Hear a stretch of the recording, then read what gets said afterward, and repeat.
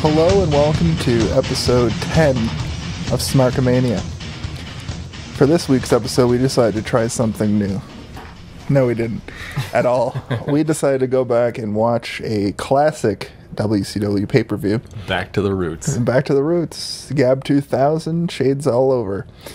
We went back to New Blood Rising in the year 2000. Isn't that weird that, like, where, you know, we started watching NXT and then, like, New Japan and then the local shows are, like, the extra weird thing. But at the end of the day, yeah, like, our first couple episodes were year 2000 era-ish WCW, and we just keep going back. It's a great old standby to go to, because I like what we noticed is there's a lot more to talk about. There's a lot more things going on.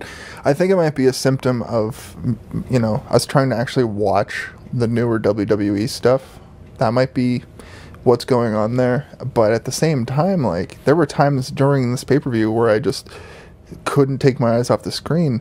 It was more when you can't look away from a car crash than good wrestling happening on NXT or New Japan. But we sort of just grinned and bared it, and this is one for the ages, man. This was a pretty good pay-per-view. And I was saying too, like, I love just that time spent watching wrestling, it just starts to work. Like, even just with long matches, if it's like a 40-minute match, it just gets good after a while. And this whole pay-per-view kind of felt like that. Like, by about halfway in, I was like, this is what we're doing now. We're just in it. This is what we do. It's true. And it was about the three-quarter point when we realized, like, there were matches happening that were made during this pay-per-view, which we'll get to, obviously. But it really felt like we were trapped in this infinite loop of WCW. Which is weird too, because this is a weird pay-per-view where recurring stuff kept happening, and now we're talking about it, so we're still trapped. We're not done for another 40 minutes or so, or however long this takes. That's true. So this was in Vancouver, BC. Lots of Canadian flags. Oh, it was awesome. The Canadian crowd was hot, man. Well, they started hot. Yeah, they sure weren't at the end. No, because by the end, most of the front crowd who was on the camera side, yeah, they were just fucked off. To be fair, we only can tell that the crowd that was still there weren't hot. For all we know, the people in their cars driving home might have been super and just excited as hell. More car crashes happened after this pay-per-view than in recorded history. Yeah, this was cool too, just because it was the I don't remember what it stands for, the PNE, but, you know, Pacific Northwest Exhibition Center or something. Anyway, it's where I saw the Beastie Boys in 2005, so I was like, cool, I've been there. But this was August 2000, many years before. The year 2000. And just to sort of set the stage, this is what was going on in the first match. We had 3 count versus the Young Dragons, or whatever they were called. With Jamie San. Yeah, with Jamie San, who was Jamie Noble, just in a mask. And 3 count came out with, I'm shaking my head, Tank Abbott. Oh, yeah. Like, God, this feels so long ago now, but it's like, how... Yeah, because we're like, oh, year 2000 WCW. Nothing's funnier and weirder than this. And, man, did they deliver immediately. Yeah, Tank Abbott had the nipples cut out of his shirt, which was really off-putting. And the match was for not only a gold record, but also a recording contract hanging from the ceiling. Yeah, so we had a 3-on-3 ladder match to start off the card, and we both looked at each other and said, you know, this is going to be the best match of the night. It's got to be, because of the fact that the rest of the card is going to be garbage. Of course, we did not even do any research, like we'd never do. Right. And it's more fun just to see what happens. Just let it wash over you. Especially with these old ones. And Tank Abbott he's a singer now. They did their little dance move in the back, and he was trying to sing. Yeah, and the nipples cut out of his shirt is very disturbing. Like, I don't know what that was supposed to be about. And like you were saying, like, whose idea was it to put Tank Abbott with 3 count of all people? And it's weird, too, because, like, you know, people just have that... I don't know, like, there's wrestlers that just aren't that into it, and then there's wrestlers that really, like, the camera will never catch them in a moment that they're not in character. Tank Abbott's like that. He's always in it, and he's really enthusiastic and dealing with the crowd, but his energy is just not a dude energy. His energy is like he's a chick manager. It's just so like, hey, look at me, I'm up here flashing the titles and stuff. I don't know, look at my nipples. Yeah, there was one point where, so finally what ends up happening is the Young Dragons get the gold the gold record. Which, why would they even want that? I assume it's not their record. I assume it's the 3 counts amazing platinum seller. They've given us no evidence that they can sing or dance. They can do great wrestling maneuvers, but why are they in this feud for a record contract and the gold record that 3 count allegedly have? Yeah, WCW is fantastically bad at setting this stuff up. They had, just like they always seem to, they had the one video package at the start that looks fucking terrible. Just weird, terrible editing and weird, shitty fonts, and then that's it. You're on your own after that. Yeah, you sort of have to just make up your own story. So we kind of figured, Tank Abbott's in the back, just like, hey guys, you guys want to hang out?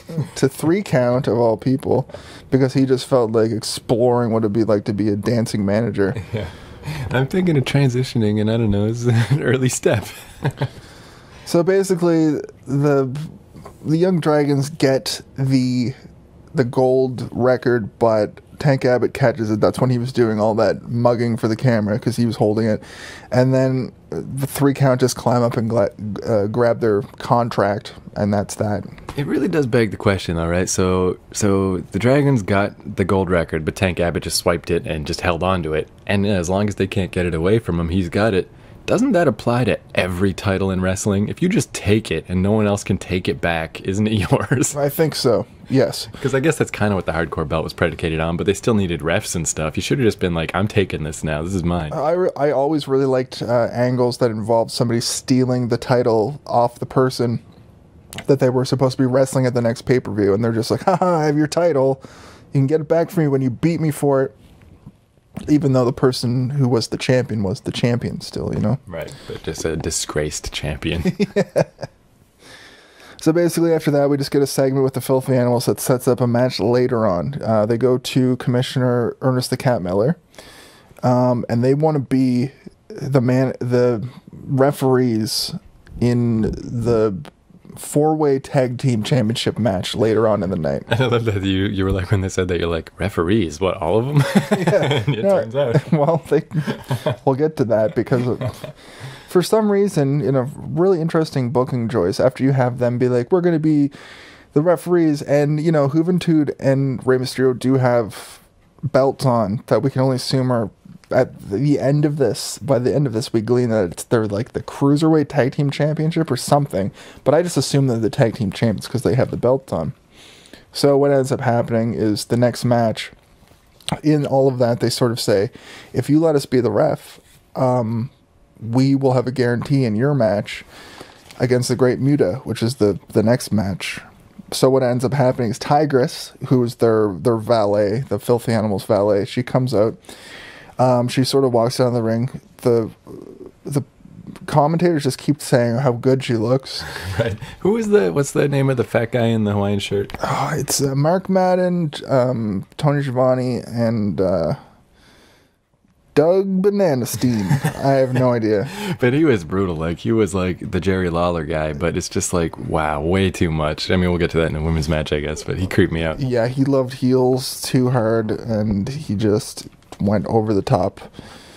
But she comes out. Muta hits the cat with the green mist, which distracts the ref.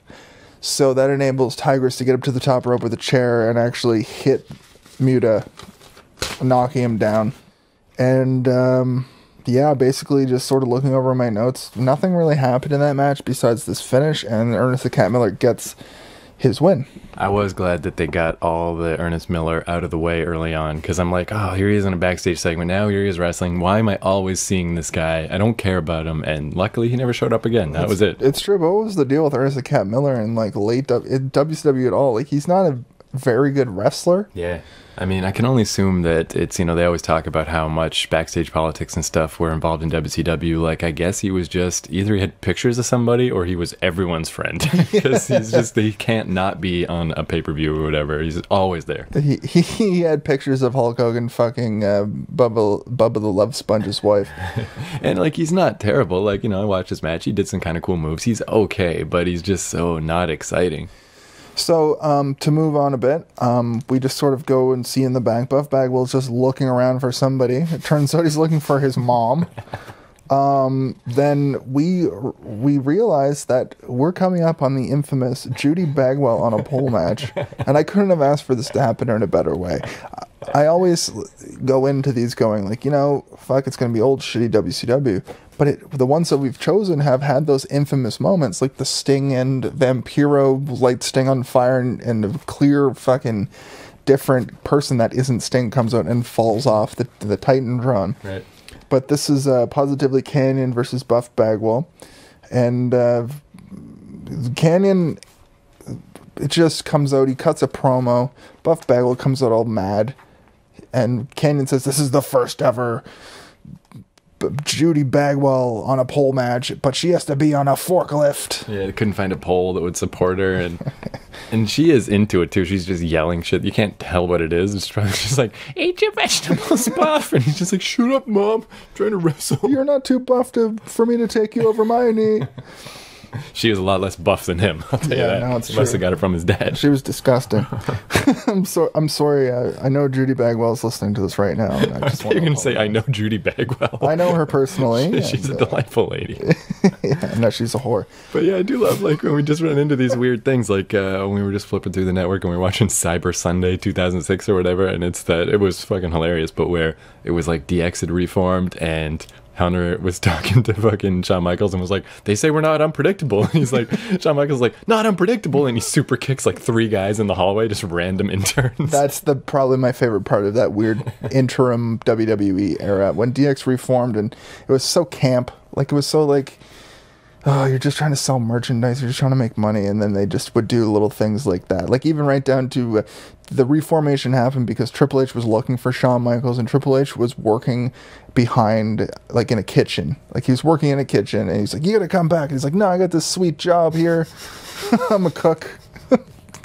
Whatever.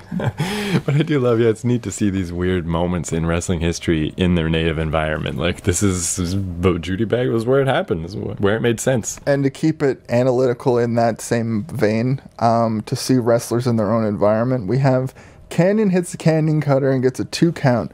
Now, music comes on, and we're just like, oh, it's obviously DDP's going to come out. Oh, no. Yeah. The only thing that could make this more weird and stupid. So, I don't even know how to present this to the listener. David fucking Arquette walks out. I guess that's the thing too. It's double confusing because the vast majority of these songs are the weird production music that wasn't supposed to be there, and this is another one of those where it was DDP's music but not music, right? Yeah, it was like he had a style pastiche of Smells Like Teen Spirit, so High Five. And then for this, they had to make up another pastiche of that pastiche that sounds sort of like it, but it's just like do. So it's a copy of a copy of a copy, but then David Arquette comes out. It's like, what the fuck is happening? In the corner of Canyon, he While comes an out. old lady is still on a forklift just yelling, Buff, is that your friend? Whose friend is that? I don't know him from your play group. Yeah. Is he here to help you? I want to talk to his mother about this. Oh, I do want to mention real quick, though, I did like how when Buff first came out, the first thing he did was he ran to the forklift and tried to just take his mom down. He's like, I'm not taking part in This this. is stupid. Yeah, but then Canyon pulled him into a wrestling match and he had no choice. But at least he's tried. And then after David Arquette comes out and does all of that, Buff Bagwell still fucking wins. Right.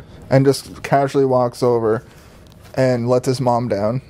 And then Chris Canyon just fucking kills David Arquette. Like, just gives him a diamond cutter that just broke his neck. And one of the announcers said the words David Arquette out of nowhere. That's fucking awesome. Which is a t-shirt I definitely want. Do you think, too, maybe this was like a backstage thing where they're like, somebody had a bet and they're like, I bet you $500 I can get Buff Bagwell over as a face. And they're like, this isn't working. I don't know. Bring in his mom. Like, what can we do?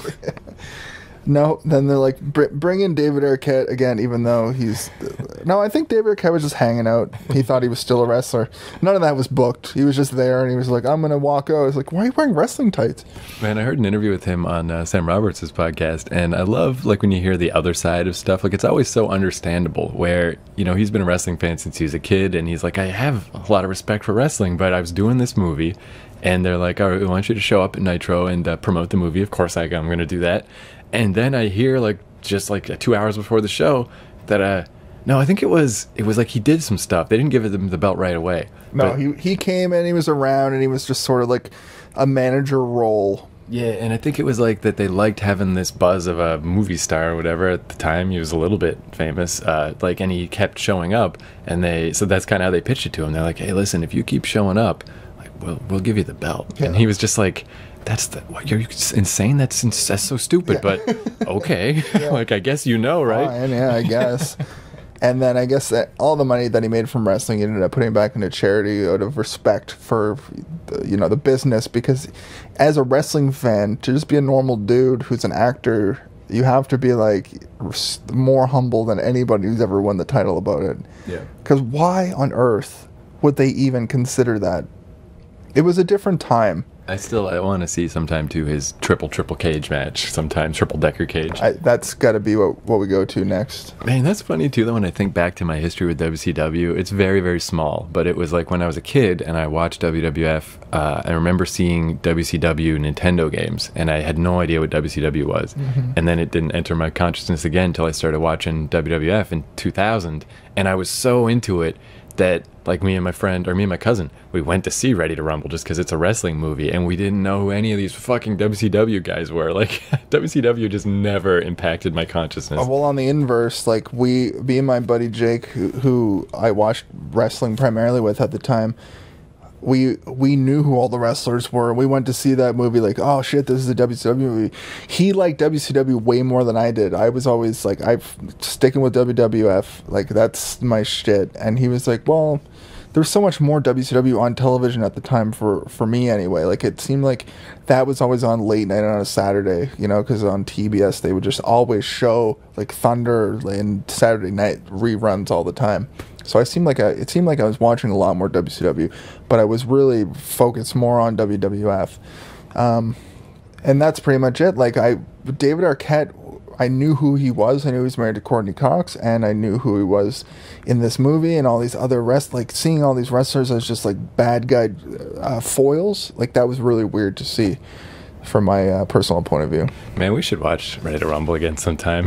Just like to see. Because even when I saw it, it was still at like the Toonie Theater. It wasn't like full price, and I really don't remember it, but I'm sure it wasn't good. That'd be a good 3 movies. But I remember, though, like around that same time, Beyond the Mat came out like a little before that, I think. And like Beyond the Mat's really respected and everything, but it's a fucking drag, man. Like, I was like, I want wrestling to be fun. This isn't fun. This is a fucking nightmare. Well, it was supposed to be like a fluff piece that was shown on like ESPN or something.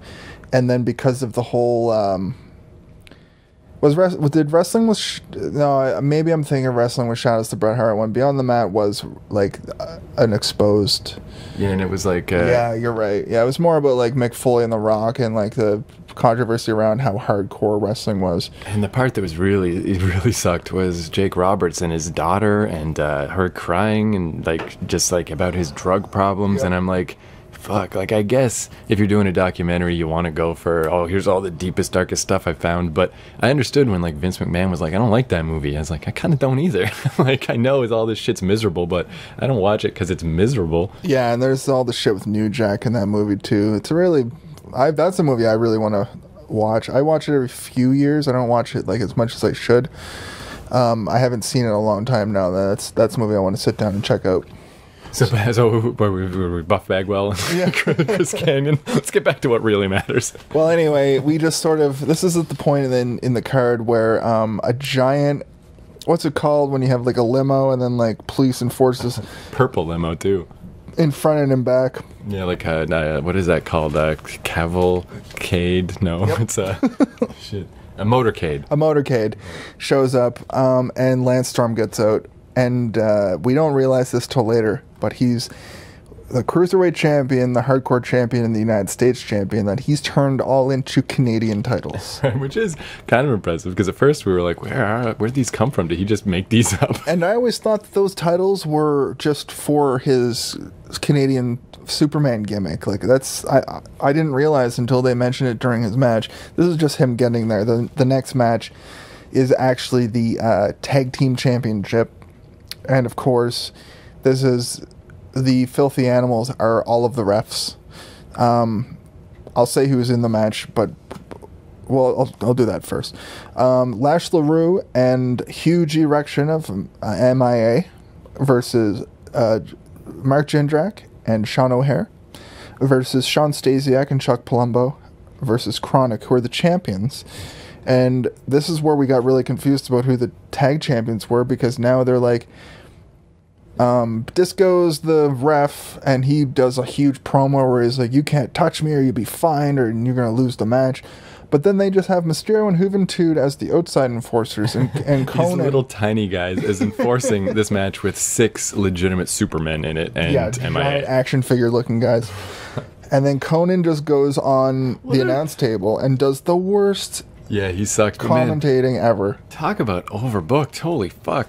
That is just ridiculous. So many people. But it was kind of a neat match because it really was the closest thing to having your action figures and your toy ring and just like, and the MIA guys, they are just like the toys that your grandma bought you that you don't really like. But the other 6 are legit action figure people. But it's weird too, because on top of all that, the MIA even still had their military gimmicks, huge erection, and fucking Smash LaRue, or whatever he's called at this point. But they also had like a hippie theme. They came with super soakers. Like, what were they? The long history of MIA, am I right? That's fucking so confusing and weird. Yeah, and the only way that you'd really be able to know how all these like subtle changes happen with their faction is by watching like pretty much Thunder. Like I wouldn't even imagine them being on Nitro a whole lot.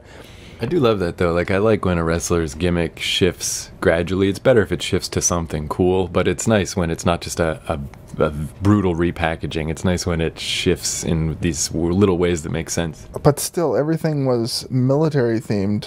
Like there were still fucking army men everywhere on this card. And yeah, when Major Guns came out later, she still seemed to be normal military. Yeah, Miss Hancock was also dressed in military fatigues, and they wrestled.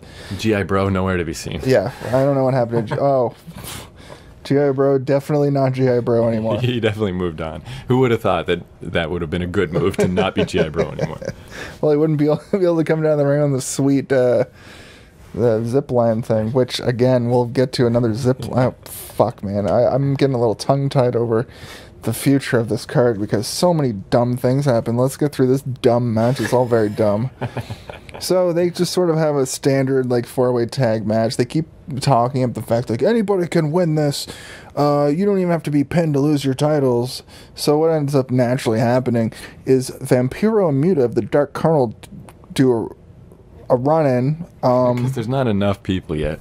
Yeah, exactly. But then, like, Vampiro and Muta just sort of get knocked out of it. And then Chavo Guerrero runs in army fatigues. And he steals the ref shirt off of Disco. And he gets the win for Chronic. And they imply that he was actually also in the in the MIA. He was in some faction. They made it seem like he was turning on the Filthy Animals despite the fact he had military fatigues on. And that's pretty much it. It was a double cross. And yeah, Conan on commentary was the worst. Like, he was really shitting on Chronic, but not in any kind of a constructive way. He's like, They should get their money back for wrestling school. They suck. Look how slow they are. They're terrible. And then when Chavo does the run-in, he's like, this is not how we thought the double crossing would happen. This isn't the deal we made. Ernest the Cat Miller has screwed us over ultimately in the end. Well, we will see you at Nitro in Kelowna tomorrow. Man, you know what that means, though? If you count Conan on commentary, there's 15 fucking people in that match that were involved. Holy shit, that's impressive math you just did really quick there. I think I did that right, because it's 8 people in the match, 3 people as a ref, an extra one for fucking Conan, 2 run-ins, and then a 3rd run-in. Yeah. What the fuck? Only Vince Russo can book in such a way and not be anywhere on the card except for one point, which we will also get to. So, anyway, just moving on, we get a Jeff Jarrett classic interview where he just calls everybody slap nuts, and then with the lovely Pamela Paulshock. I was disappointed that she was wearing an outfit that covered her prodigious nipples, but it's still nice to see her. She was great. But he sort of just huffs off, and we move on to our next match. We should mention too with Pamela Paulshock, and then I think it's Tori Wilson and especially Major Guns when they come out later, is that we watched the Heavy Metal cartoon from 1981 earlier today, and man, these are all heavy metal chicks. Like yeah, and on top of that, this is the first we've been watching these old WCW pay-per-views, getting ready for fucking just tits and ass everywhere, and this is like our fourth one, and we finally see. Like, it's just so weird that it was on the same day that we watched heavy metal 4 times in a row. I think though I really do like that about this specific era of WCW is like, yeah, like just be what you are, just do it. If you're just gonna be schlocky B-level stupid wrestling, then give it to me. Give me all the action figure men, give me the crazy heavy metal chicks, do it. And for this next match, they definitely did. The following contest is scheduled for a strap match, because fucking why the fuck not? And it's Shane Douglas, seemingly in a feud with Kidman over Torrie Wilson. So Shane Douglas has Torrie in his corner. Somebody in the crowd had the sign that said "Francis rules," and I loved that. You should be called the Francis Shane Douglas. Yeah, old Francis. Maybe that's probably some American cameraman. It's like, oh, look at these dumb Canadians. But I mean, hey, it was some dumb Canadian that can't spell a word. It's true. So the big spot in this match, it being a strap match, let me try to just like break this down, because it's really kind of weird to explain. See, it's a romance related match. It's an undercard, like guy and guy wrestle over girl. Brr. Possibly sex tapes were involved. Who knows? We didn't see Nitro, so I don't know. There's going to be more to that once like we can actually get to the end of the match. Man, it's such a shame the Nitros only go up to 96 right now, because I would love to see just what the fuck is happening. I would love to watch all of everything in and around the things we've reviewed. Yeah. But they keep doing the spot. Like, this happens at least 3 times, maybe 4, where he gets the rope, or he gets the strap in between the other guy's legs, and like kind of doesn't flip him like you would have happen in a modern day wrestling match, but just sort of pulls it so it hurts him in the ball region, and he falls flat on his face. Yeah, I didn't really clue into that until a bit later in. Kidman is just literally punching Francis in the cock, and I'm like, why is that happening? I'm like, oh, right, because they both want to bang Torrie Wilson. So if you destroy his cock, then he can't bang the chick. And I love too, we were saying with Buff Bagwell's mom, you know, like his buff got hit in the dick, just like, watch your penis, honey. Like, they should have her out there. It's just like, I don't know, she can just watch out for people's penises. So that's when we realized they're talking about how there were sex tapes involved. There's this really elaborate moment where he's like, well, his sex tape was longer than the other guy's sex tape, and then there was a third sex tape, and they all had sex tapes, and because his sex tape was longer, that means that he wants to bang the girl more, so his sex tape... God, can you imagine what a fucking awesome reality show it would have been to be at all of Vince Russo's writers' meetings? Yes. It was just like, hey guys, have you guys ever seen those sex tapes? It's that new thing. You got Pamela and Tommy Lee. We got chicks in this company, right? They'd probably make a sex tape. They probably always making up those sex tapes that are so popular right now. We're gonna let's have everyone make a sex tape, and they're like, "Oh, slow down, Vince." Yeah, no, and we're not talking about Vince McMahon. Ironically, we're talking about fucking Vince Russo. So Vince Russo now she's like, you know what? Then here's what we do. We get Kidman. We make him slap Shane Douglas in the dick with the strap. When we do that, right in the dick. It happens. That also happens.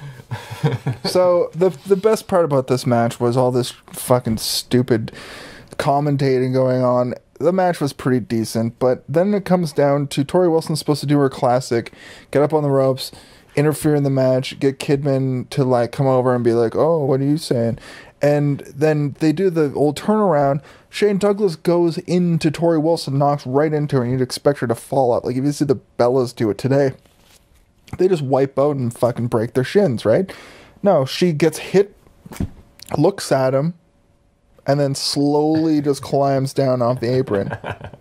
Yeah, she sucked. Man, though, she had a nice top, super low cut top, very small. I liked it. Of course, that's why she didn't take that bump, because, you know, she didn't have boob tape on. Yeah, which again, I guess we'll get to it, but man, thumbs up to Major Guns for not slipping out tonight. Holy no, God. it's boob tape. That's what saved her. Right. So, Kidman wins. He just wins. I think he just, like, pins him. I think he just... But I think Shane Douglas's cock took more punishment. Yeah. So I guess he double won. Yeah. So Kidman decides to just steal Tori Wilson by putting the strap on her. Oh, yeah. It's like, you are mine. You come back to cave. Which is sort of what I got from that. And franchise kind of comes to his senses. Oh, yeah, and he kind of like, he spanks her a bit with the strap. Yeah. Clearly inappropriate, but still playful. You know, the comeuppance he gets is far too much. You're my ex-girlfriend. I'm going to hit you with the strap. But then the franchise gets back on... Nuclear Shane Douglas. It's just like, what are we going to do about this? He gets back on top of Billy Kidman, and then for no reason... Big Vito runs out, does a run-in to help Kidman. But wasn't does Big Vito come in? Because I'm thinking about the hanging. Did that happen first before Big Vito? Oh, yeah. Yeah, so Shane Douglas he gets the strap around Kidman's neck, and he climbs up to the second turnbuckle and just hangs Kidman. Yeah, so they're back creepy. to back on the second rope, and they had a chair underneath. They even went so far as to have Tori Wilson come over and pull the chair out from underneath. So it's creepy enough that a wrestler is just being hung, but he is like another man is hanging him even. It's super fucked up, and it's like all he did was spank her a little. It was like kind of funny, and now you're fucking hanging It him. results in a hanging. It was so fucked up. So then that's when Big Vito runs out, which that's what I was saying makes no sense. And then Big Vito just didn't want to see a man die. He's like, this is worth it's it. like I have to help my fellow face. Even though he was a little bit too late, I kind of had this moment where I was like, yeah, he was too late there. Like, Kidman could have realistically died because he wasn't doing that thing that people do when they're in like chokeholds where they're holding on, like you can see their hand pushing down and sort of trying to help them not be choked. But no, he was hanging. Yeah, I think he might have had one hand like holding to hold himself up a little, but that's still after a whole wrestling match trying to hold up to just hold on for dear life. Well, I was looking at his other hand, which was hanging limp. So fucked up. Fucking WCW. Oh my Jesus. god. And then, because this just needed more booking, this wrestler called Reno runs out. Oh, was he the guy with the little top knot, shaved head, but a top knot? Not top knot, but a high ponytail. Yep. And from what I got from the commentary team was that Reno has a girlfriend that got somehow involved with this feud, and because Reno took too much Viagra, he was super mad at Big Vito, or possibly This is Shane why Douglas. Just have orgies with strangers. Don't try to have them with friends, because you won't be friends after. Chasing Amy taught us that. The reason why he came out is because he got drugged with Viagra, is what I gleaned from that. Vince Russo. God damn it. Holy fucking shit. And the next line I read is Booker arrives, which was just him rolling up, but you know. If anyone should have had a giant purple limo, it should have been Booker fucking T. Yeah. But what I mean by that is, you know, the Booker arrives, and the Booker was Vince Russo on this card. Fuck. So anyway, Jeff Jarrett attacks Booker T, getting out of his car, and it's the most brutal slam. Like, it's the most brutal leg in a car door slam I've ever seen. Probably the only one. But how do you, like, even fake that? Like, it was so gross. Yeah, He just... rough. After watching a man get hanged, we saw a guy get his leg slammed into the door to the point that we were like, how do you fake that? Maybe it's too, because like this whole pay-per-view is called New Blood Rising, right? But the only New Blood Rising here is Booker T. So maybe they're like, hey, listen, Booker, you're lucky you're champ with all these fucking jerk-offs we've got that want to be champ. So you're going to do everything we tell you. And if that means slamming your leg legit in a door, you're doing it. It's like, yeah, I'm coming for you. So now typically the next match would be a situation where it's the pee break. But nobody got up to leave for this because we had Major Guns versus Stacy Keibler, both dressed sensually. Both in army gear for no reason. Gear for no reason. Well, you know, Major Guns was an MIA, and I can only glean that Miss Hancock was trying to get into. I'm so exhausted. I gotta say though, I mean, I honestly did enjoy this match. I mean, a large part of it was because they're super hot, and I was into. I mean, I was ready for that at this point in the card, but it was still kind of cool. And they were two wrestlers that could go. At the end of the day, they were doing some chain wrestling a little bit. They were doing some pretty good maneuvers for like that caliber of female wrestler at the time. They're eye candy, and the whole point of the match was it was supposed to end in a mud pit. Even though during the match proper, they were trying to do pinfalls on one another. And also there was apparently some stipulation about tearing off the army clothes, like the tops and the bottoms. They had to tear that all off. And yeah, I don't know what it was all about. It was a really good excuse to just like, they were scantily clad to begin with, but there were articles of clothing that they could take off each other, and they end up getting down to less clothing that they were wearing somehow. Yeah, that was pretty impressive. And yeah, like they did a lot of like way more different like maneuvers and kind of cool stuff than they ever needed to for this. And it was mostly just that like the individual maneuvers were all pretty good. Water maneuver. But Water maneuver. it was just like that, yeah, they all had like a gap in between them, a pause in between. Nothing really flowed, but other than that, it wasn't that bad. It's like watching Eva wrestle now in WWE. She's got that, it's not ring rust, but it's like whatever the before version of ring rust would be. It's like even Trish Stratus and Lita had it when they first started out. It's just, I think women have a lot more things to protect, so they have to learn how to take bumps in a completely different way. Yeah, and there's definitely a difference in attitude also, where a lot of like guy wrestlers, they either say like they don't mind getting hit, they would rather get hit and have it look good than not get hit. And even if you don't feel that way, the other guy probably does, so you're going to get hit. And it really does help everything look better and move smoother. If I was to ever wrestle a wrestling match, I fully expect to like be actually hurt after it. Yeah. And I think there's a lot of protection that goes into the women's wrestlers, especially in this time, because they were probably closer to contract porn stars than contract wrestlers. I think they were hired to come on more, I guess porn star might be a little harsh, more like model. Like they were literally just models, and it just so happened that a bunch of them could wrestle. So I don't know if it's misogynistic to think about it like that, but I think it was just the way it was at the time. So when you saw women able to wrestle, it seemed like more of a big deal than nowadays, where all the women are expected to wrestle. So they have varying levels of their ability, and it doesn't really have to do with their sexuality anymore. Because look at Natalia, she's a fucking phenomenal wrestler, and versus somebody like Rosa, who can kind of wrestle, and you know, she's pretty hot, you know. So that's kind of what I'm saying about it.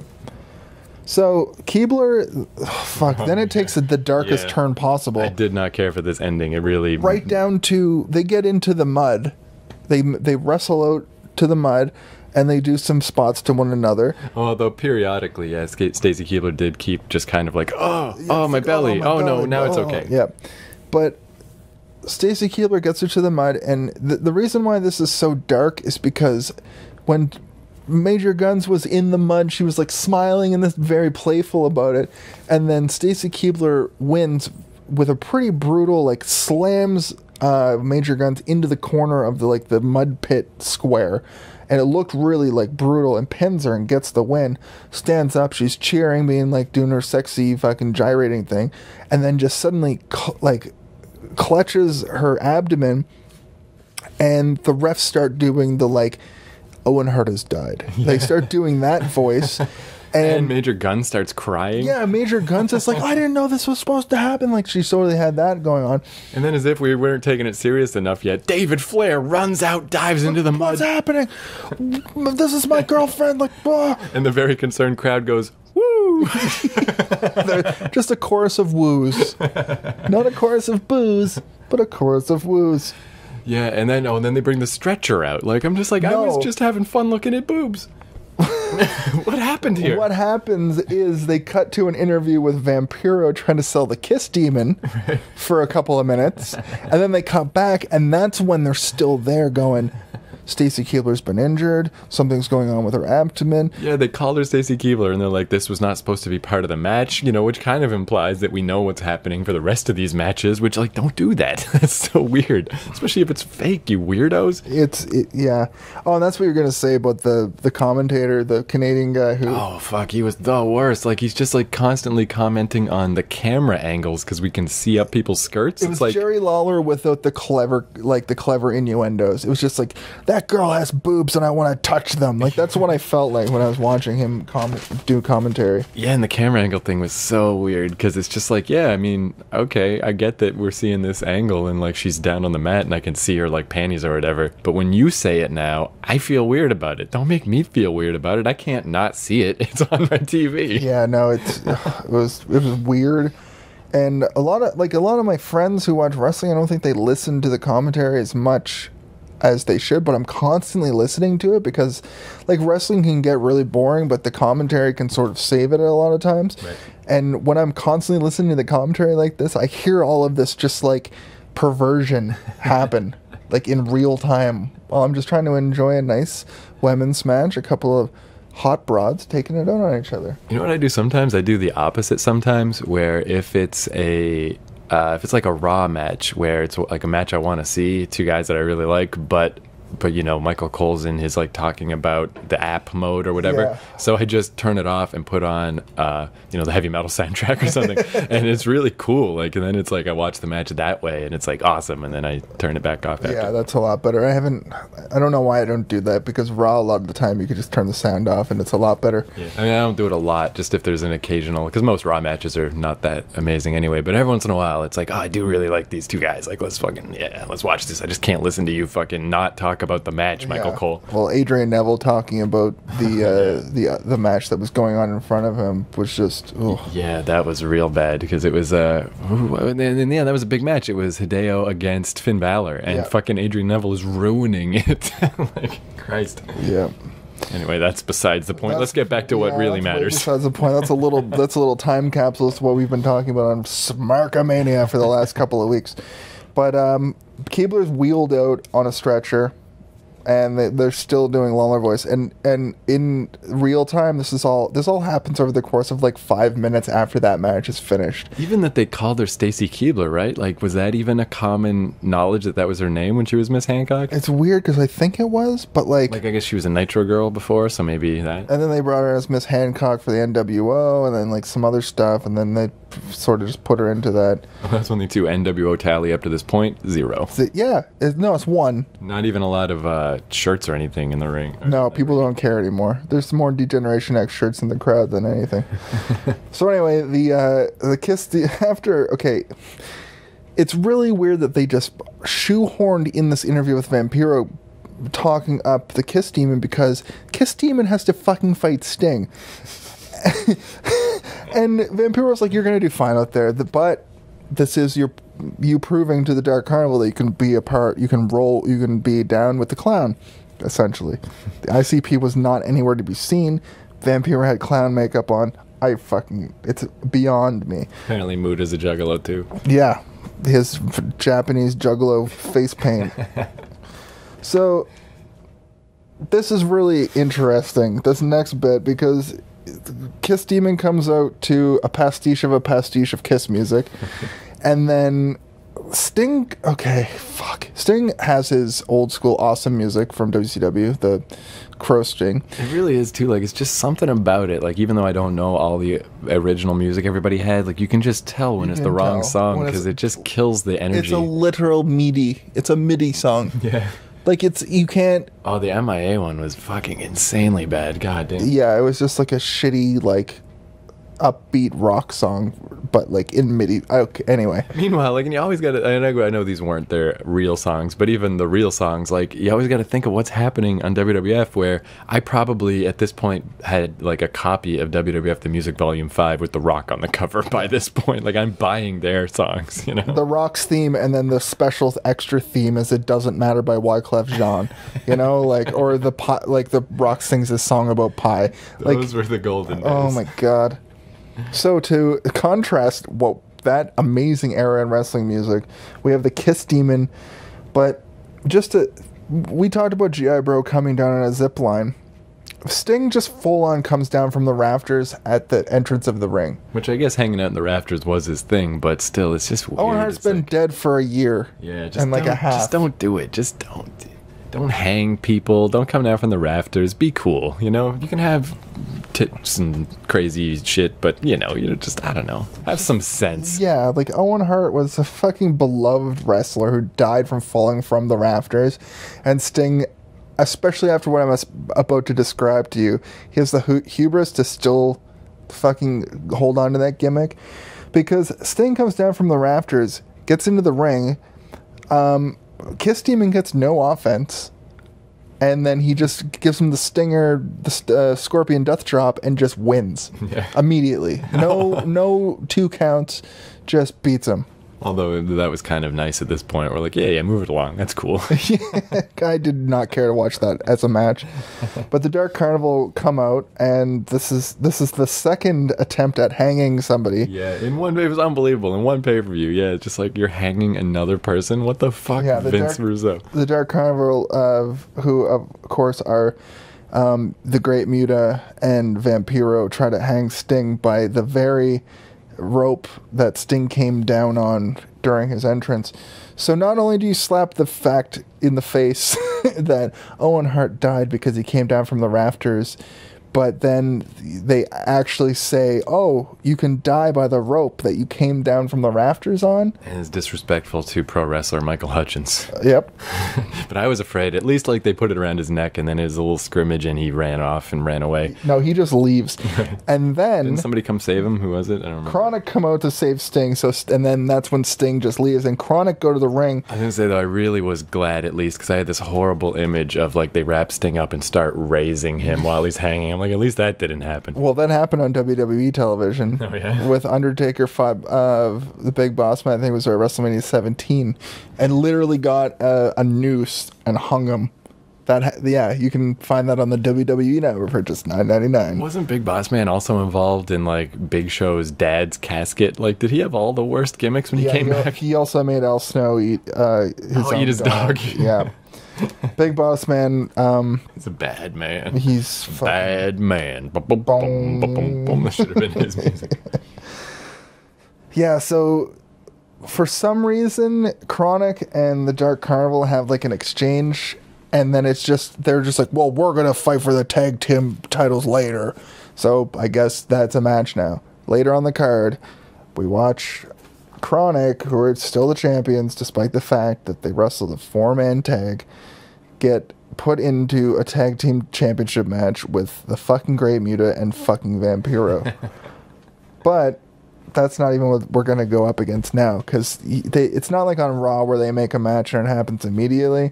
It's they make a match and then you paid your $40 for this pay-per-view. So let's go on to the next thing.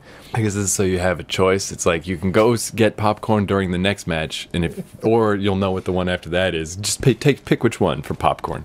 I don't think that's even what the next match was after that. Yeah, I guess it's a ways in. Yeah, fuck. Anyway, the next match... I was going to say, though, this is when things started to feel like we're getting pretty deep into this pay-per-view, and it started to feel like recursive and weird, and like things just keep happening. This is when we realized that we were stuck in an infinite WCW loop for the rest of our lives. If you can hear this right now, you know that the time on Earth has ended for everyone. Yeah, it's Truman Show, In the Mouth of Madness. It's all this. It's just it never stops. It's Groundhog Day. Yeah. So, WCW Groundhog Day, August 2000. That would have been a better gimmick. So the next contest, of course, is Mike Awesome. Oh, speaking of Groundhog Day, holy fuck, the match that will never end. Oh my god. Oh, this has a bunch of fucking overbooking too, doesn't it? People would like to talk about how WWE doesn't have enough booking in their matches, and when there's a little bit of overbooking, like when Dean Ambrose got the screen from under the ring and it was attached and he went to pull on it and then electrocuted himself, like that's overbooking. But the next tale I'm about to tell you about is the epitome of overbooking, because this is supposed to just be Mike Awesome versus Lance Storm, who's the champion, and all they're wrestling over is the Canadian title, which is the United States title. But you can't just leave it at that, can you? You have to do this. And this is the thing too, is like, I am a big Lance Storm fan. I'm Canadian. I'm not a huge fan of the States, if I'm being honest, but this went on forever. Of Lance Storm comes out, he introduces Jacques Rougeau. Rougeau comes out to be the fourth special enforcer ref of the night with the Canadian rule book. Yeah, and then just fucking Lance goes on and on and on without ever even saying his catchphrase that I like, if I could be serious for a moment, and then makes us sit through the whole Canadian national anthem. Canadian national anthem. And then that's also when we find out that this fat idiot commentator is Canadian. Oh, and that just made me sad. And he's just chirping. After being totally misogynistic and talking about camera angles in that women's match, he's sitting there going like, he's Canadian, he's the best, he's awesome, I love Canadians. And he's also the heel commentator, so it's just really unsettling. Like, we, at the end of this match, I think we were both anti-Canada. Yeah, it's unbelievable. I wanted Mike Awesome to win so bad. So they got me. I guess they got me, if you look at it that way. Yeah, I guess what they were doing was working. But, yeah, I guess if it got a Canadian, it must have made Americans lose their minds. there was a really cool spot in this match where Mike Awesome pushed Lance Storm into the ropes and he came back. And he did the old throw him up there and catch him in powerbomb. But all in one fluid motion, he pushed him up way too high in the air, caught him in a powerbomb, and did a sit-down powerbomb, which I thought was fucking phenomenal. But it was the blow of that was lessened because right before that, Mike Awesome tried to go to the top rope, and when he stood up, he just slipped, like just fell straight down on his feet and still did like a lariat. That's something I noticed across this card. I saw it happen a few times. I think all the roided up guys were so greased up also that there was just grease everywhere. Later on in the Kevin Nash match, that was the triple threat, Kevin Nash went to like triumphantly get back into the ring and he just like slipped on like seemingly nothing. Yeah. So the thrust of this match, though, is that Rougeau is the, has this Canadian rule book. So basically Mike Awesome can never win because they just keep adding stipulations. So the first one is Mike Awesome gets the 3 count. Rougeau gets the ref and says, actually, it has to be a 5 count because it's Canadian rules.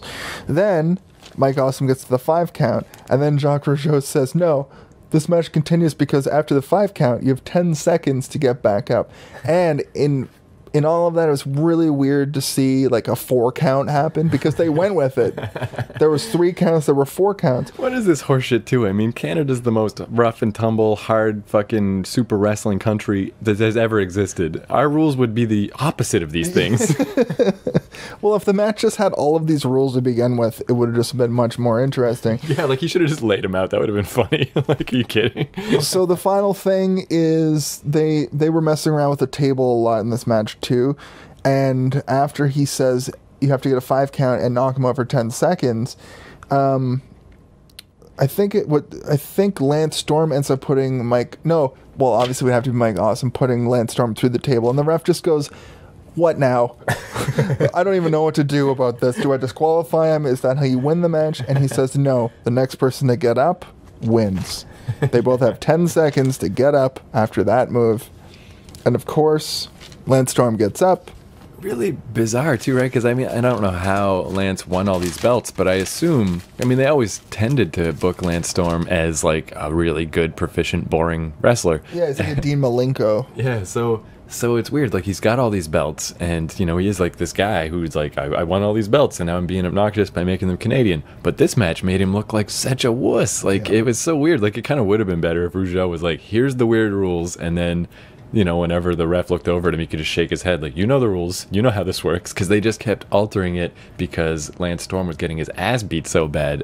It was just weird. Well, what would have had to happen is on like Thunder and Nitro, he would have just had to like just continue to get in title matches, and he probably beat those guys back to back to back. Like that's probably just for this gimmick. That's what they wanted to do because Vince Russo does not know anything about wrestling as it would turn out in the long run. Man, though, Mike Awesome, God rest his soul, man, he did a frog splash off the top rope that was fucking perfect. Mike Awesome was always a good wrestler. Like, he was a big guy that could do, like, a little pseudo-flippy shit, I guess. Not necessarily flippy shit, but he could take a fucking bump. He used to do a plancha, like a suicide plancha, off, like, over the top to the outside, like, into the audience, basically, and he was able to do that kind of thing in ECW, so... And then they bring fucking Bret Hart out. Oh, yeah, right. To congratulate. Because what were they doing with Bret Hart at the time? Nothing, apparently. Yeah, I don't know. He was pleased by these Canadian rules. I like the idea, though, of Canadian rules if it was the reverse. Like, it should be like Australian rules football. Like, just like, here's some weird fucked up rules now to make this way tougher because, Stu Hart dungeon rules. Like, we're Canadians. We're fucking so dumb. We'll do whatever. I think that if there was a match that had all those stipulations at the beginning and if you call it a Canadian rules match, I think that would be interesting. Yeah, that'd be cool. But don't just have some fucking heel Canadian outside the ring be like, no, what actually ends up happening now is you have to bring out your firstborn son, and maple syrup has to flow at the particular time when Inujiwood builds his first igloo. Anyway, that might have been racist. I don't care. I think that was accurate. So after all of this ridiculousness, we cut to Kevin Nash in the back, and he cuts up like promo that seems like an autistic kid just sort of trying to talk. He sounded like a neckbeard telling it what his intentions were going to be with Milady, and then he basically just says, "I'm going over." Yeah. I'm going over tonight. I'm Kevin Nash, and I'm going over. That was the gist. Do you think because he's like talking to that super hot Pamela Paulshock chick, and in his mind he's like, everyone calls me big sexy, but this chick would never sleep with me. And like he's having all these internal conflicts. Super insecure about how big and how sexy he could potentially be. If only they could know how unsexy I feel on the inside, but I can never tell anyone. It's my whole gimmick. Wow. Super shredded, for God's sake. Surely someone will fuck me. I really like that theory. The inner lives of wrestlers. No, that's one thing too about like all this weird overbooking and all this weird shit going on, and sex tapes and all this crap. I just heard an interview with Neil Druckmann, the guy that wrote The Last of Us, and he said this thing about writing video games, but I think it fits for wrestling or for anything really. Is his theory is he likes like a simple story with complicated characters. Yeah. And like, yeah, like you don't need reasons for wrestlers to fight don't have to be that deep. And then you just, it's true. As long as they're kind of, I mean, they're not going to be complicated characters, but you know, like dynamic and kind of believable. That's how HBO and AMC write their characters, and even FX, like for Sons of Anarchy. That's how they write their characters. It's all pretty simple. Comes down to some basic politics, and then you have really like tortured characters, or really happy-go-lucky characters, or people that like evolve. And it doesn't, like, wrestling used to be all about that, and now the evolution, I feel like, takes so long that you change as a person before the wrestler changes as a person. And that's the problem that I'm having with a lot of wrestlers that haven't been brought up but are sort of nearing the top, like Roman Reigns, for instance. That's the problem I'm having with him. He's not evolving, but he is over like almost Galapagos Islands amount of time. Right. You know, over 1 million years. He'll be awesome. He'll be great. He'll be The Rock in 35 million years. But he's going to have to evolve like very organically. But for a company that really takes into mind that the average fan has ADD and they don't remember the angles from week to week, they really do seem to build their characters in a overarching several years period. I really am interested with Reigns just to see, it's obviously a little off topic, but I'm curious to see what happens with him, because like everything I hear about him is that if you just talk to him and hang out with him, he's just like a really naturally cool guy, and you can't teach that. So like if they would just like find a way for that to come out without getting him to just say believe that. They need to take the scripts out of Raw. Yeah. And man, I heard Austin was talking about that era of, you know, things being open and stuff.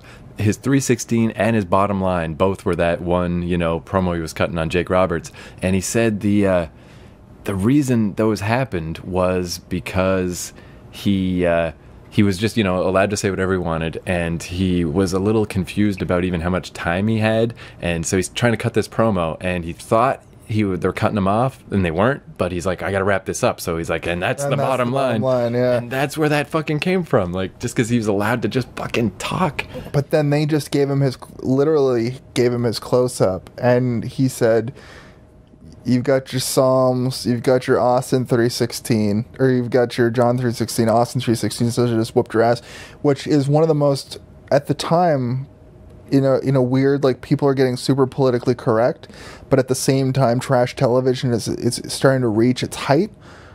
So you say something like that, it's going to be turned into a t-shirt, and it's going to become a cultural, it's going to become part of this cultural zeitgeist, you know? Like, it was the right sequence of words to really get everybody thinking. In the next iteration of that is, like, The Rock being able to... everything he said, you just want to hear what he's going to say next. The Rock doesn't really have the same, like, of course there's, if you smell what The Rock is cooking, and that's the bottom, and that's the bottom line because The Rock says so. And, you know, if you smell what The Rock is cooking, and the whole pie thing and all of that, it's sort of a similar thing, but it's less about catchphrases and more about just general charisma. And that's why those two work together so well, because they both just had that great charisma, Austin's from an era when it was more about catchphrases, and The Rock was more about building up yourself. And then obviously Austin followed suit, and then became big first. The Rock sort of caught up to him. You know, it's just that was the most organic growth of character. Now, when you try to force somebody down our throat, whether or not they were meant to be that person, whether or not they were going to get there on their own anyway, it's just when it doesn't feel organic, it takes you out of the fact you're already watching fake fighting. Yeah. You know, like Daniel Bryan, it feels like an organic character. Dean Ambrose, he's way newer, and he feels like an organic character. You know, it's one thing that's kind of neat. It's like still turned into just a catchphrasey thing, but I found out that Ryback's Feed Me More kind of happened that way, because I guess early on they were putting him in like squash matches against just weird jobbers, and he beat up like 2 of them together, and then just looked at the camera and just said like "Feed me more," and apparently Vince backstage was like, "I like that, pal." What was that? Comes from even before that, and on top of that, Where? Al Snow, who was his trainer, he's got this little, you can find, it's not like a shoot, because I think it's WWE shot, but he's talking about Skip Sheffield, and he would literally not stop eating at craft services. He would just continue, he would just keep eating, like he's this crazy, hungry, like roid freak, right? So he would just keep eating, and in training, Al Snow would be like, I'll give you this more food if you just do these 50 tumbles or whatever. He brought it down to that level, and that was part of it too. That was part of the Feed Me More thing. Man, that's great. And I do love that kind of stuff too, like just within the weird confines of the world of wrestling, like just finding the new way to do something new with it and to stand out. It's like so interesting to me. I guess it's like, maybe we're really getting on a ramble now, but like when Jack White talked about the white stripes, and like he's like, I deliberately keep it to just us, and the color palette of all our albums is these colors, and we only use these instruments, and I only record for this long, because having constraints makes creativity interesting sometimes. And that's what wrestling is like. It's like this stupid weird world we made up, but we're all working in these rules now. Yeah, no, and they're great rules, and I think that's why wrestling can be so good, but also those constraints can keep wrestling really confined. Yeah. Look at other bands that tried to be the same as the White Stripes. Right. It just there's no other band that was ever like the White Stripes, because while he says all that about his constraints, there were other secrets, almost like secrets, herbs and spices about it, you know, like his own ability. And having Meg White, who's, you know, not the most talented drummer, but she still like served a purpose. And serving a purpose, like that's why Dolph Ziggler is he's never gonna be WWE Heavyweight Championship. I feel like he was the heavyweight champion, and he's been Intercontinental title holder, and he's the best sell in the business right now, and he's Dolph Ziggler, but he can't really move up from where he is because he holds a place, he serves a purpose. Now, to bring that back to where we're at on this card right now. I hope you remember what were we talking about. Remember before when we were like, oh yeah, this pay-per-view has memento disease. Right. We're back. We're back to that tag team match that was going to happen later on the card. Chronicle versus the Great Muta and Vampiro for the tag team championship. So that's the thing too, once we start getting deeper into this WCW world, like I only really knew Chronic because they briefly were in WWF, and I just remember people saying like, oh yeah, these guys were a big deal in WCW, and I can kind of see it, because I'm like, they're just these big ridiculous huge action figure men, but I was happy to see them again. I'm like, these guys are kind of cool.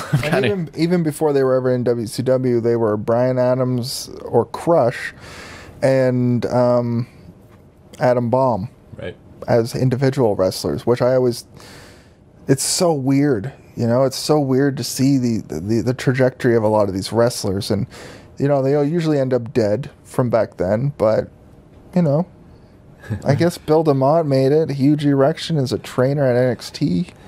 It was weird too, though, because we're at this weird point now at this pay-per-view where like, this is weird, and people have been getting hung, and there's some strange shit going on, but the overall feeling of it was actually not terrible. Like, we're like, I can kind of see why people were WCW fans. Like, it wasn't all bad. Don't speak for me. I still can't see why people were WCW fans. Yeah, well, I mean, not over WWF, but I mean, I could see being both. It's like, yeah, you want to have a Genesis and a Super NES. You can't just have a Genesis. Yeah, that's a good point. I mean, WCW felt antiquated at this point compared to what WWE is doing, but if you go back and watch the Rival pay-per-view, and I probably said this on the Royal Rumble, but it's like a different, like, pseudo sport. It's not even the same thing. Yeah, exactly. It's just a weird contrast, I guess.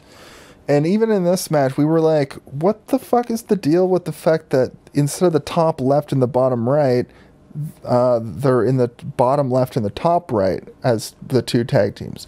I thought that was really, like, what booking was, or did one guy go out there and say, oh, we're standing here, this is where we're tagging from? Do they have, I guess they probably do, those, you know, those little tag team, those little strings you're supposed to hold on to? They definitely didn't at this point. Okay. They only played that up in WWE at this point, as I recall. But I guess they would have had them at all four corners anyway, because they had that 15-person match. Fucking overbooking, I think, is the theme of this, because for no reason whatsoever, the Harris brothers, aka the Basham brothers, run out. Yeah, that's so funny because we were just talking about them the other day. I had forgotten all about these guys. They run out and interfere in this match and help the Dark Carnival get the win. So not sure why. They were just passing through the arena. Yeah, they're like, we're back. We're gonna come out here and we're a tag team. So we're gonna do a run-in sometime. Man, you know what I was thinking too? Like, I really think the whole overall like product really does suffer too from the lack of backstage stuff and the lack of vignettes. Like, I feel like if this was WWF at the time, they would have cut to Buff Bagwell and his mom just having a nice sandwich or something, and just something funny and weird and stupid just to cap that off. Yeah, like, I'm so glad that everything turned out fine for us, and now we can just be back here and we can have this nice soup and sandwich, and but you're nothing like your brother. I don't think that Canyon boy is your friend. Yeah. And if he's mistreating you, I want to talk to his parents. But yeah, there really was nothing like that. It was like just so. Yeah, like there's like a weird sense, especially at that time in WWF, that it was like this larger world. Like the APA's got some weird office and they're doing stuff, and they're constantly helping out undercard guys. Like somewhere like a hardcore belt is happening, and like, oh, there's like a world happening, and that doesn't feel that way here. No, it feels like a ridiculous schmoz of garbage. But there were great, signs throughout the night. Of course, we mentioned pubes, and we mentioned the franchise or franchise or the Francie. There was also "Let's Wiggle" through the whole thing. Yeah, wasn't that just Ernest Miller's stupid dance? No, it's thing? Norman Smiley's stupid dance, the Big Wiggle. Okay. That's sort of like at the Rival pay-per-view where there was a soft sign the whole time. We just wanted to see Enzo Amore and Big Cass come out, but this fucking front row fan was so enamored with with Norman Smiley that through the whole card he kept up this fucking "Let's Wiggle" sign, and I just really wanted to point that out because Norman Smiley is great, and he's also a NXT trainer. Man, you know what I didn't care for was the guy with the Canadian flag that had Scott Steiner's face instead of a fucking maple leaf. That creeped me the fuck out. Which really, like, that's that whole thing about the 90s where the signs were way more prevalent in the crowd. Like, there was that, which was ridiculous. There was also somebody, for most of the hard camera, had just like a Canadian flag, but with the weed leaf instead of the maple leaf. Right. And, you know, horrible, yeah. And, yeah, we'll get whatever. Fucking the best sign of the night was Goldberg fears Gilbert held on the screen for a solid 25 seconds. Yeah, it was a long time. And then the number one, I think it's a number one contenders match. They never really made it super clear, but it was Kevin Nash versus Scott Steiner versus Goldberg. And like the whole night they kept talking about how Goldberg got in a motorcycle accident, and they do the entrance thing where they play his music and he doesn't come out. They do it 3 times. During that, that's when we see that fucking sign, Goldberg fears Gilbert, for like 45 seconds. And we determine that Goldberg is dead. But Kevin Nash and Scott Steiner just sort of wrestle, just throw punches back and forth for a couple of minutes. And then Goldberg just fucking runs out. He's doing a run-in on a match he's supposed to be a part of. He's got his tape around his abdomen. But the thing is it turns into a triple threat match you would expect between these 3 people. They have just the ridiculous, like, they just throw punches and kicks the whole time. It really made Steiner look good, though, because, I mean, I don't know, Goldberg was not, he was just phoning it in. And, like, Steiner, like, he does have, just from his years of not sucking, like, he's got something in his body remembers how to wrestle. Like you said, literally muscle memory for wrestling. Yeah. So, I mean, compared to these jerks, he was actually all right. Kevin Nash looked really old. Like, he was looking like, the joke I kept making was that he was just in the back drinking the whole night. It's like, oh, fuck, I do it for my match now. God damn it. See, I do love, too, like, we were making up the little scenario of, like, how do you kill time? You're at the arena fucking every night or whatever, just waiting for your stupid match and, like, playing cards and trying to make friends with these other crazy steroid wrestlers. And, like, I think they should show that. That could be a character. Like, just he's backstage trying to make friends and hang out, and he's just like, fuck, I hate this. We also determined that you can go over to, like, somebody that's totally living their gimmick and like, hey, man, like, how you doing? They're like, oh, I'll take you down tonight. And they just start cutting a promo. It's just like, okay, well, I'm going to go over here and talk to this other guy. Just ends up hanging out by himself in a corner, sad. So basically, they all wrestle each other poorly for a little bit. And then Vince Russo comes out for, like, they just show him as a flash. Oh, I guess it's because Goldberg, he came out and wrestled a little, and I guess he got fed up with it. And he's like, whatever, I'm leaving. Yeah, Goldberg was just, but the Vince Russo thing happened first, so I thought Vince Russo was going to come out and say something or interfere, but then Goldberg just sort of goes, the hell with this, and leaves. This is overbooked. I'm going home. Yeah, this is stupid, this sucks, this is dumb, I'm out of here. But then Nadeja comes out and distracts the ref. This is what I call the low blow party. So she low blows Nash. Wait, okay. Yeah, because she's got Steiner's freak, so she's definitely helping him. Yeah, and then they schmoz it up a bit. Kevin Nash ends up getting the low blow onto Steiner, and then Nadeja comes in and low blows Nash again. Who wrote this down on paper besides me? Fucking 15 years later. I love, too, that, like, I guess it's just the rules of wrestling that any contact, as gentle as it may be, breaks a pin. Because, like, Nash was pinning Steiner, and Nadeja just comes over and, like, brushes her soft forearm skin against his back, and it's broken. That pin is broken. Yeah. And then, this is when we noticed that Kevin Nash takes down his, like, shoulder straps again, because he took them down to, like, try to powerbomb one of them before, and then we were like, wait, how did his shoulder straps go back up? Which means he had to consciously put them back up to get ready to do another jackknife. It's totally like that part in The Matrix where the cat walks by twice. It's like, what is fucking happening? But at the end of the day, it's a good thing he took his straps down again, because he hits the jackknife, gets the win. Yeah. So Kevin Nash, Scott Steiner was taking this half serious. He did do unnecessary push-ups, but he didn't kiss his muscle. He was no time for that. If he would have kissed his muscle, he would have been the winner easily. So, wow, we did it. You know what Scott Steiner's like? He's like in Mike Tyson's Punch-Out, how every wrestler has their weird little tells and gimmicks and weird jerky shit they do. That's what he's like, kissing his muscle. Like, isn't that even a joke on The Simpsons? Oh, look at this guy, he's kissing his muscles. Like, I can't believe that Steiner did that shit. He was... Bagwell did it too, man. I hated Steiner when he was in WWF, or WWE at that point, because I was trying to care about it, but in WCW I kind of like him. He's like so insanely stupid. He's the top of the card in WCW, but when he came to WWE and they were like, let's put him in a pose-off feud with Triple H, it's just like, oh, I don't want to see any of this happen. Pose-off? And I saw Triple H Steiner 2 live in person in Montreal, and it wasn't good. Oh, that did not need a build sequel. Yeah. It was 2003. I don't know. It sucked. Anyway. Terrible. Fuck Montreal. Wait. So anyway, our main event of the evening, of course, is... I almost said Chris Jarnett. Oh, they did show, like, remember we were joking, though, about we thought that, oh, no, it doesn't happen until now. I was going to say, but Booker T does swear at some point in the night, but I'm jumping ahead, sorry. So the main event is not Chris Jarnett, but Jeff Jarrett versus Booker T, who is the champion. Mike Buffer comes out and he does his, ladies and gentlemen, boys and girls, children of ages, G-Generation X is proudly bringing to you its tag team champions of the world. He does that whole bit. And just because this match had one match, just because this card had one match that didn't have a gimmick, doesn't mean that all the matches don't need to have gimmicks. I guess that makes sense.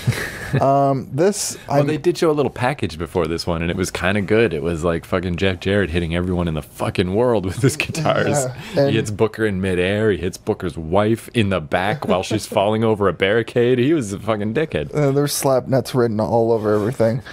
But this is the most overbooked ref bump match I've ever seen, because they have like a standard match for a bit, like what you would expect out of Jeff Jarrett and Booker T. Like not terrible, but like not the greatest.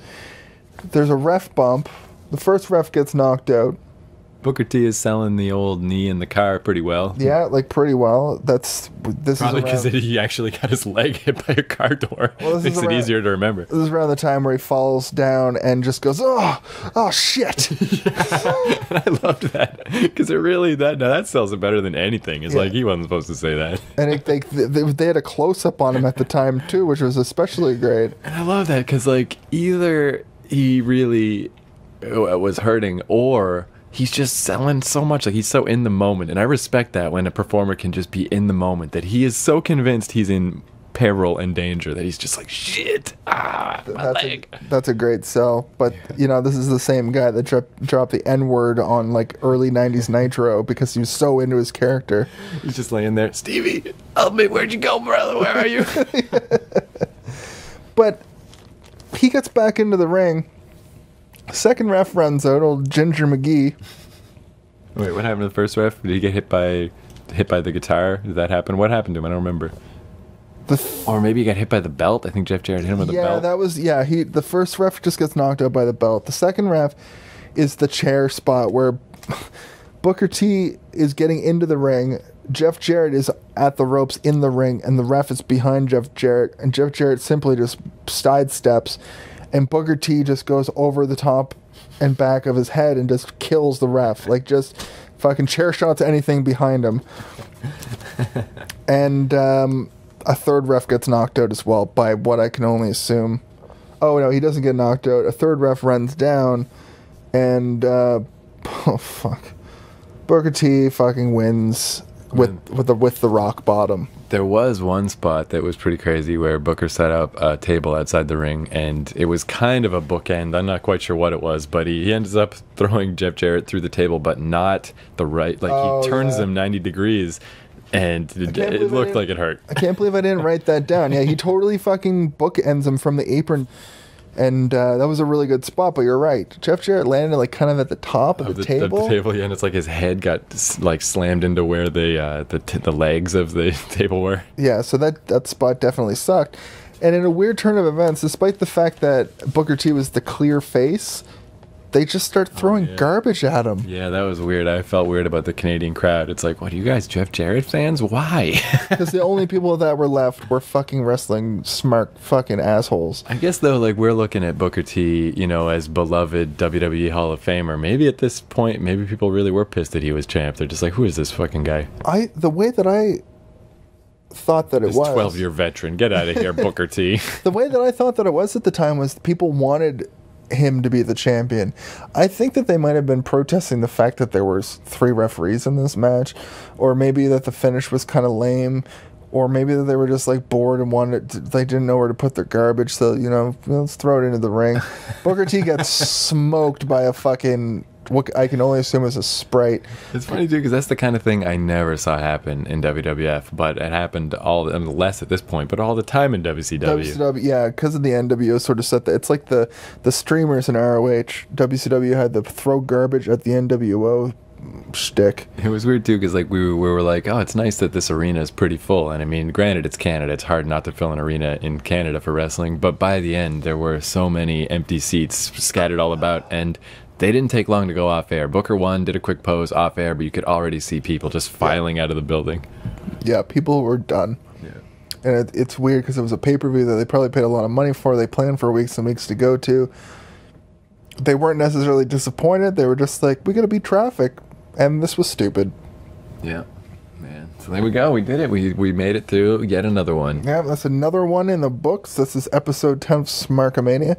And I mean, it's weird too, because like, I guess it'll seem less precious once the Nitros all are available. But at this point, because all we have are these pay-per-views, I mean, 2001 starts getting pretty. Well, there's only 3 in 2001 anyway, right? So if we count 2000, 2001, like we only have another 13 of these, maybe. Like I guess that's plenty, but it's. And I'm so fucking ready to analyze all of them because this episode brought us back to our roots, and I feel like I was able to talk a lot more about the things that happened in these old weird pay-per-views.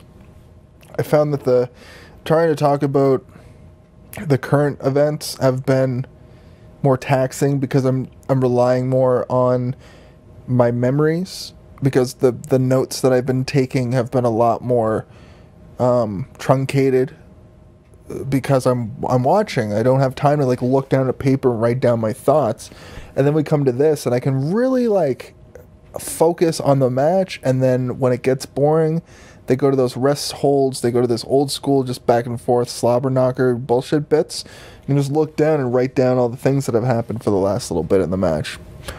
And that's what I really enjoyed about this pay-per-view. And I think out of a possible 17 bowls of soup, I give this a solid 14 bowls of soup. Man, isn't it weird too, though, that like you were kind of like, oh yeah, it's kind of funny, we're watching old WCW pay-per-views, whatever. But I always think of like how my mom still only watches movies from the 60s, and like everybody gets caught in their time, and just we keep falling back into this era an awful lot. But it's not WWF. We're watching WCW. What does this mean? I think it's because I never watched any of these pay-per-views when they were new. Because I would if I was going to get my dad to rent a pay-per-view for me, or in my couple of friends, I would always obviously pick the WWF ones because I followed way closer to that. Maybe that's the thing too, is like where sometimes, like, I mean, I think Adam Sandler's whole career is based on this idea, is that sometimes it's more fun to go see something that half sucks because you don't have any big expectations for it, so you can just relax kind of and just enjoy its half shittiness. Because like when we watched No Way Out from 2000, it was like, oh my god, these are all classic matches, like we should be taking this serious. Yeah. Where with these things we can just kind of half give a fuck, and it's like relaxing. No man, Grandma's Boy, comedy classic, stupid movie, comedy classic. And in a few years, people are going to notice that That's My Boy, the one where Andy Samberg meets his dad Adam Sandler, I think that's going to be regarded as like a kind of it's a stupid Happy Madison production, but it's going to be fun to watch and go back and relive. And that's sort of, I think that's what we're getting out of these WCW pay-per-views. We were having a really good time, just the two of us sitting here watching like we don't expect it to really be great. So when you hit those little things of like, hey, I don't hate seeing Chronic again, that's like a special little thing. It's like, oh, nice. Yeah, but I really want to say, I don't know if gimmick matches for every match is a good thing, and I think I don't know if going the other way and having no gimmick matches ever until you get to Extreme Rules or TLC, I think that's really the way to go about it. Man, I'd love to, like, I mean, I guess Judy Bagwell on a pole was the classic match that we get to see, but the one that I'm glad we discovered or whatever is that four-team tag team match with all the run-ins and extra refs. Like, there were so many people in that match. I cannot think of another match off the top of my head with 15 people in it that isn't like a mini Rumble deliberate 15 people match. Well, I think it might be a little ironic that the bookers and the writers were probably a very small team back in this era of WCW. It was probably like one booker and two writers, or Vince Russo, his underling, and then like the booker. Now, I guess the WWF writing team can be up to like 15 people or more, and they still don't really produce anything that's worthy of, saying that it would be that many people. It feels like Vince McMahon's just like, try this, but it's literally like a team of television writers trying to write all this like shit. Man, well, I guess, do we, now I forget, I'm delirious. Do we ever come up with like a sign-off phrase? How do we end these things? I guess we just say keithcourage.com and get more episodes. Yeah, you can find my shit at youtube.com/spiderhero, and you can follow me on Twitter at spiderhero, and of course, keithcourage.com/Smarkamania. That's our podcast for this week. This has been, of course, episode 10. This is kind of a milestone in Smarkamania history. My name is Jason Phillips. And I'm Keith McNally. You know what they should have done with Booker T? That should have been his catchphrase. Like, I'm coming for you, Jarrett. Like, he should have just said it to whoever. I'm coming for you, cupcake. That'd be great. I'm coming for you, slapnuts. I don't like slapnuts. I don't like Jeff Jarrett. I don't like him. Nobody likes Jeff Jarrett. Don't worry. You're not the only one. But he believes in himself so hard. He's in the fucking Bullet Club right now. He will not stop. He's the leader. He's in his own head. He's the leader of the Bullet Club, which is the best part. All right. We'll see you for WWE Fastlane.